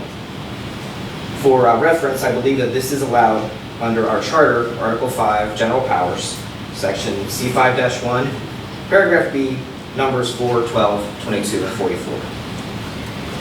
Again, I want to stress that my proposed funding for this item is allocated from a fund that did not directly from this body come from Berlin taxpayers. Finally, in an effort to shore up reserves, and I would like some discussion among the council, my final motion will be to transfer the remaining reimbursement funding of approximately $161,000 into either our contingency, affording us a total of approximately $210,000, or about 13 days of operational expenses, should the unforeseen occur, or B, into our new general fund reserve policy under either budget stabilization or capital reserve. As a reminder, the recommended fund balance for the capital reserve is $100,000, and the recommended fund balance for budget stabilization is 20% of the current fiscal year's general fund operating budget. I believe these motions will not only put us on a better path in achieving the ultimate goal to serve the people of Berlin and maintain or improve processes and quality of life, but also an opportunity, I believe, for members of the community who wish to participate to help design and not delay progress. Recognizing we truly all have this same goal, just perhaps different ways of achieving it, I'm confident and optimistic that moving forward we can work together, develop constructive dialogue when we disagree, and unite in an often divisive world. So in closing, I'd like to make my motions in order. First, motion of council support for the mayor to create a community center development committee of interested and concerned residents who shall report to the mayor and council once every quarter. I have a couple questions. Sure. So what is the purpose of the committee, as you see it? Well, they will discuss, it's similar to the Heron, are you talking what they do or how they're formulated? Or both? I'm asking, what's your purpose of having this committee? Like, what are you saying to form the committee to do? They need a narrow scope. Sure. My goal would be for interested and concerned residents of the community to come throughout town, to come together and discuss ideas. We have a multi-purpose building, a new facility, and/or a new facility. Their scope is to investigate what it is we want as a community and how we're going to get there. Piggybacking, I don't mean to disrespect, but it piggybacks off of Councilmember Burrell's statement from earlier. So, but I'm trying to understand. So you're saying to form a committee to investigate what we want? Yes, and the short and long-term goals. There are so many ideas out there of what we want. And from my understanding, the community center started as a meeting room and some breakout rooms. Now on the table is our basketball courts, a swimming pool, more meeting rooms, a kitchen, which all sounds great, but I think that we need to, before we, or in addition to, if approved, startup funding, we need to get folks in a room, residents, community members in a room to discuss these sort of things. It's one thing to have great ideas about building a building and including everything, but what about the maintenance? What about the staffing? Who's going to do all of that? How are we going to fund that? And building the actual building. We have a great restricted fund of about approximately $415, $430, I believe. And that's a great start. But it's not going to be able to build what I believe the community wants to see. So are you, I'm trying to understand this, so are you saying that you want to form the committee to brainstorm using a specific site that the town owns, or is this broad enough, like a community center in Berlin? Like, what are you asking for here? Well, I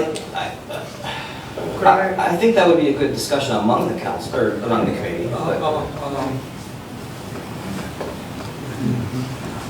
I think the focus of any committee needs to be just as narrow as possible, and which will allow it to be more purposeful and the outcome what you would like to see. But when I talked about committees, my vision was everybody agrees that the town of Berlin needs or should have a community center. But we don't know what that should look like. And I would suggest that this committee have just one goal, and that is to solicit input from the community as to what they would like to see a community center look like. Now, Jack talked about maintenance and operation and things of this nature. I think that needs to come later. But first, part two. But first, we need to get together and come together as a community to decide on what we would like to see. But before, and I'm thinking through this as we're talking about it, but before you would ask somebody to brainstorm what they would like to see, wouldn't you want to know where you would like to have it? Well, see, I threw out the site of Flower Street, the multi-purpose building site. But being open, the committee could offer insight into location also. Because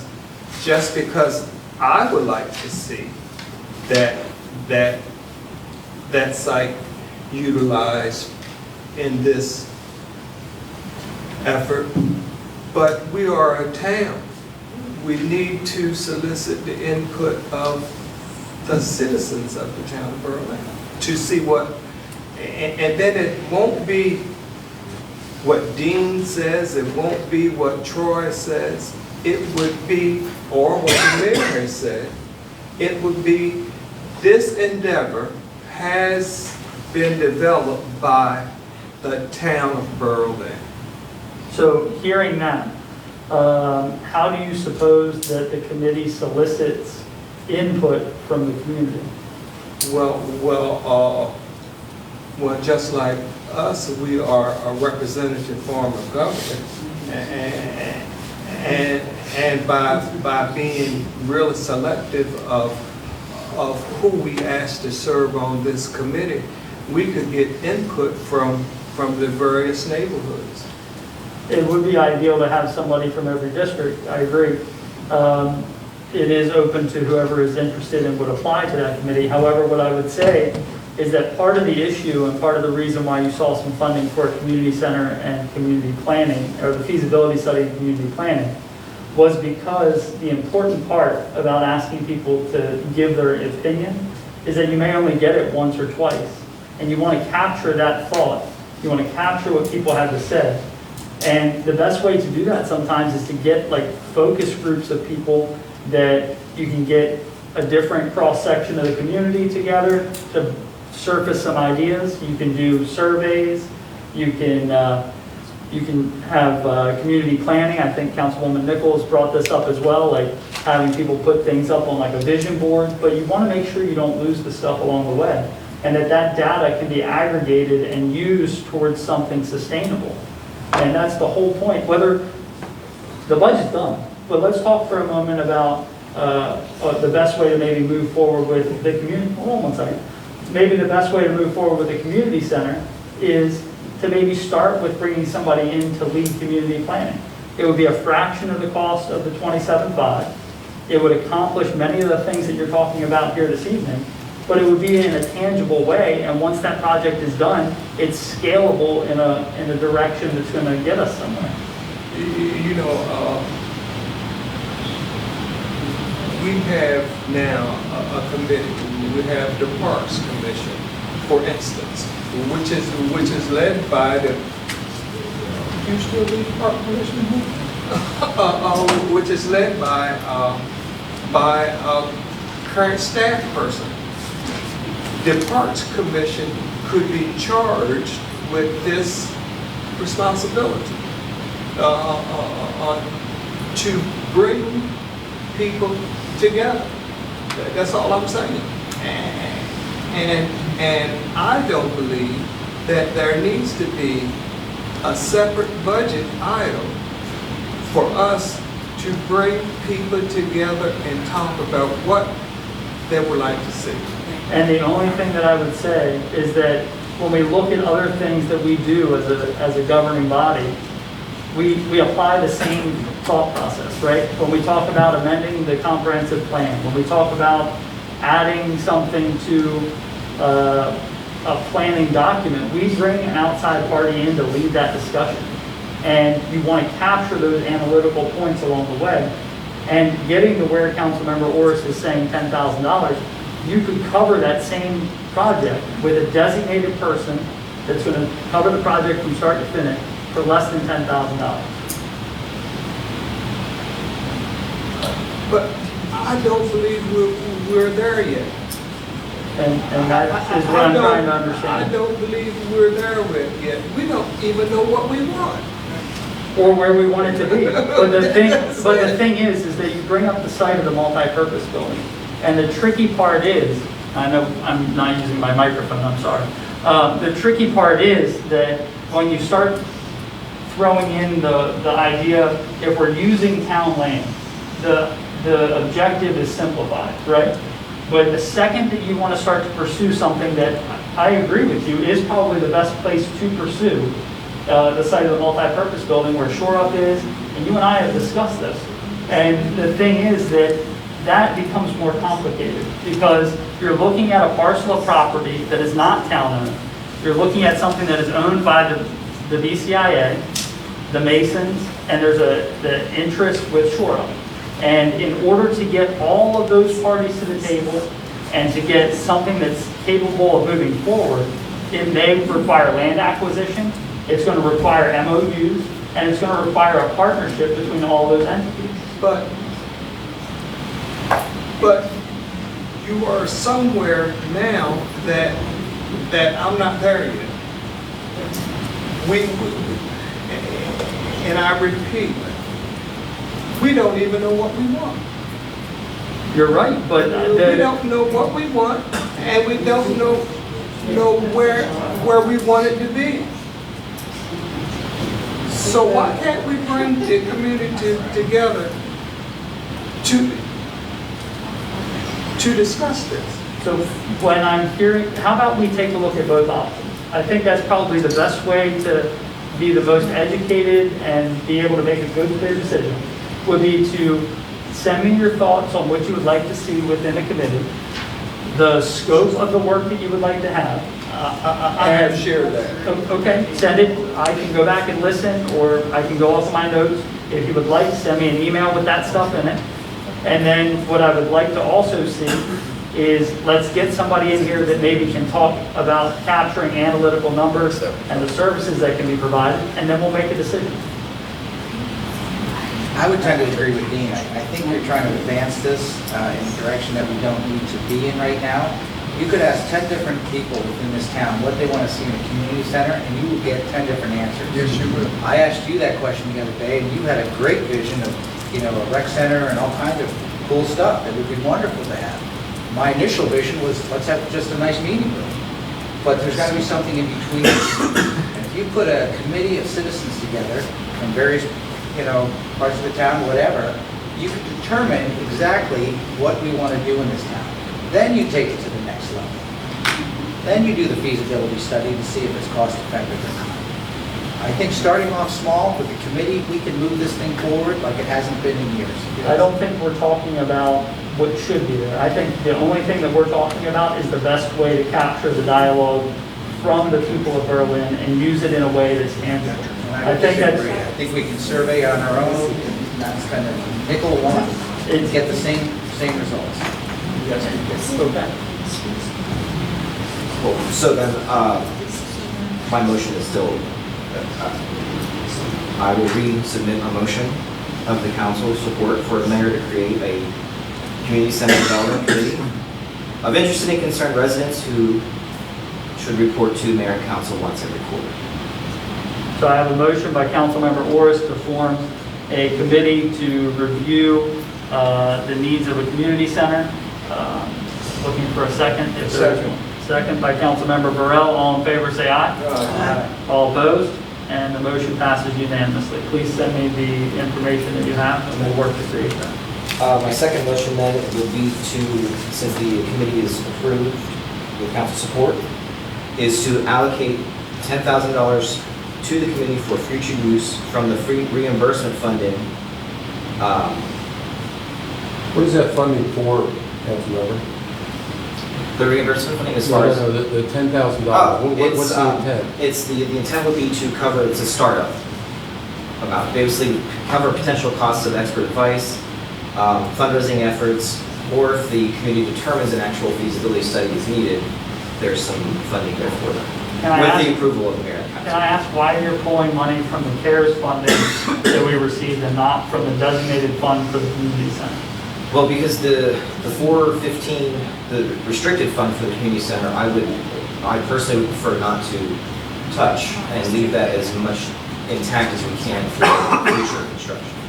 Even though that money is designated for that purpose? Yeah, well, I understand that, but I think that it's better if we use it, if we eventually get a feasibility study and apply for grants, that we have that funded. If I may, with all respect to everyone here, to go back to what Councilmember Burrell and Councilmember Nur had mentioned, let's start this, not fast forward. In other words, you want this committee, let's form the committee. Let's get ideas, and then we can come back and revisit monies. That would be my recommendation. So could we ask Jack to hold that motion until later on? At least until after the committee comes back and provides some information and. So after at least the first quarter? Or something like that? Yeah. Okay. Sure. I will officially rescind that motion. That'll work. Okay.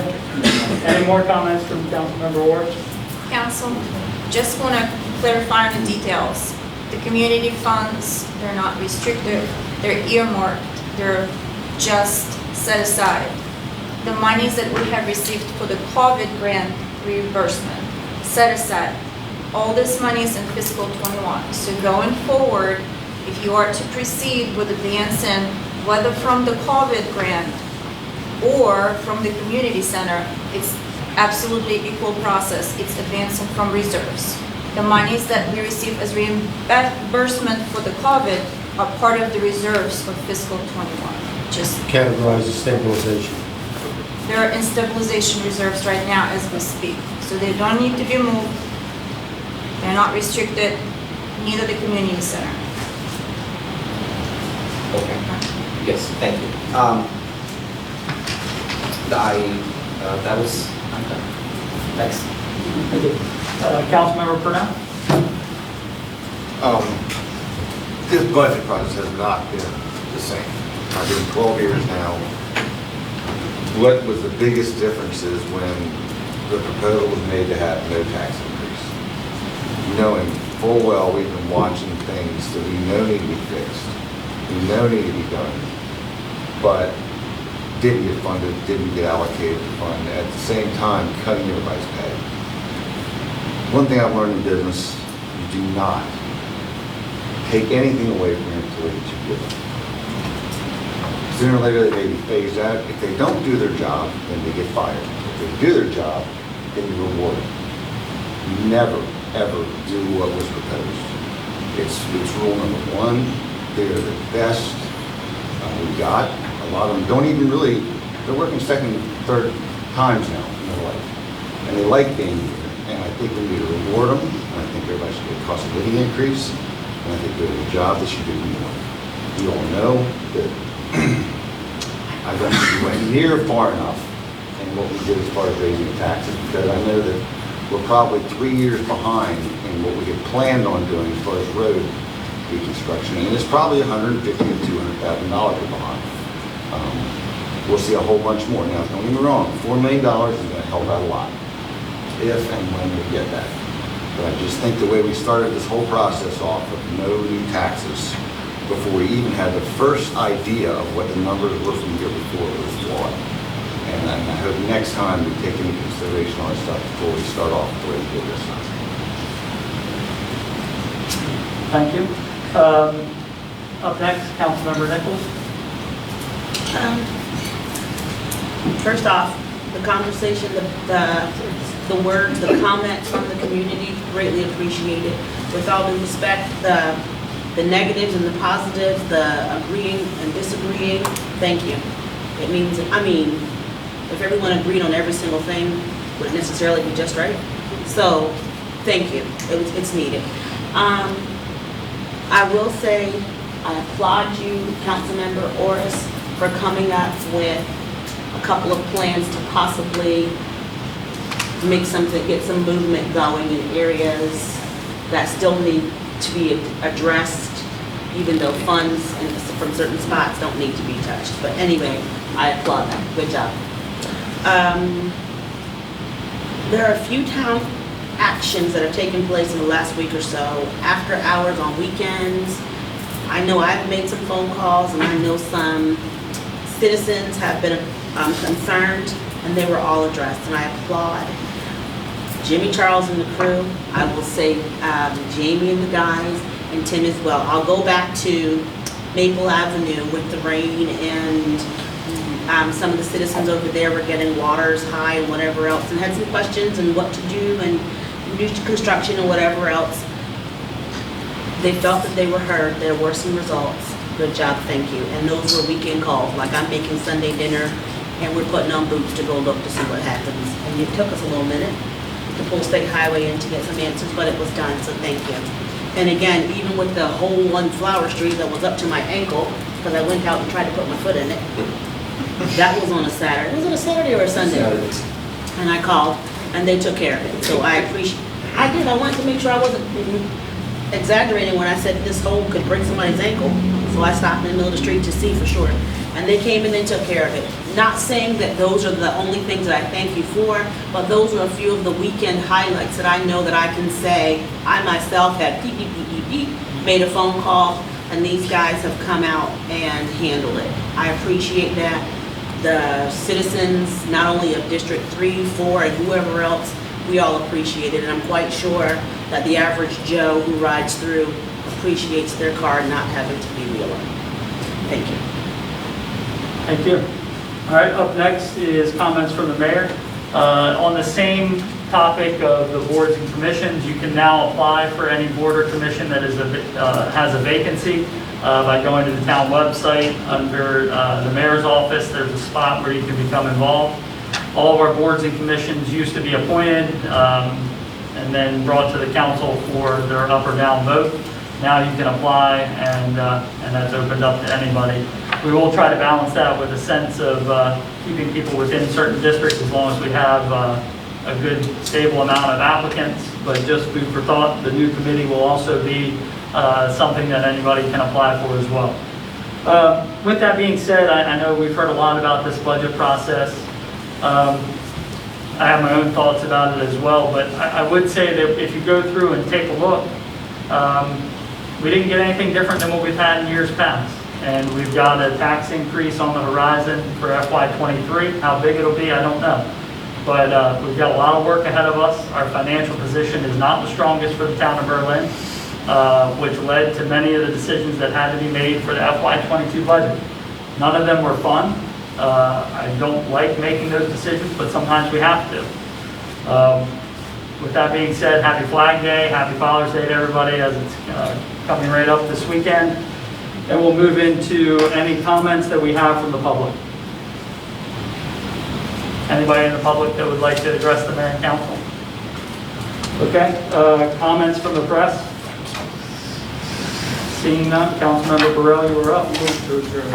Second. All in favor? Aye. Thank you. Dude,